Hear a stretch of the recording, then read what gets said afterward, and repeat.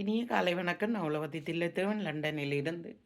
பொருட்சொல் 957வது பொருட்சொல் பாலை பாலை.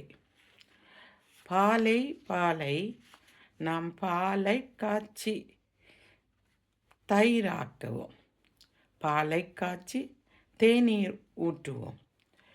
பாலை மரம் ஒரு கொடி. பாலை ஒரு கொடியாகும். அது ஒரு மரமாக இருக்கிறது. பாலை மரம், பாலப்பழம் என்று சொல்லுவோம் பாலை மரத்திலிருந்து. அதே போல் பாலை மீன் என்ற ஒரு மீன் வகையும் இருக்கிறது. பாலை மீன் என்று சொல்லுவார்கள். பாலை பாலை. அதே போல் ஐவகை நிலங்களில் ஒன்றான பாலை நிலமும் இருக்கிறது. அதே போல் பாலை பூ மற்ற புனர்பூச நட்சத்திரத்தையும் பாலை என்று சொல்லுகிறது அகராதி. ஜாழ்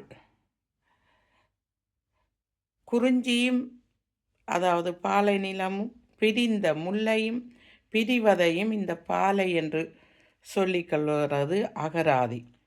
அகராதி சொல்லாக பாலை முல்லை குறிஞ்சி பிரிதலை சொல்லுகிறது.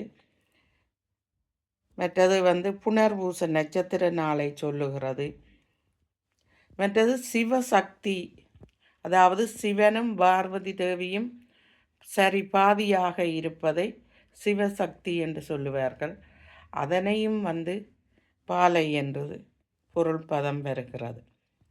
பாலை பாலை. நன்றி, வணக்கம்.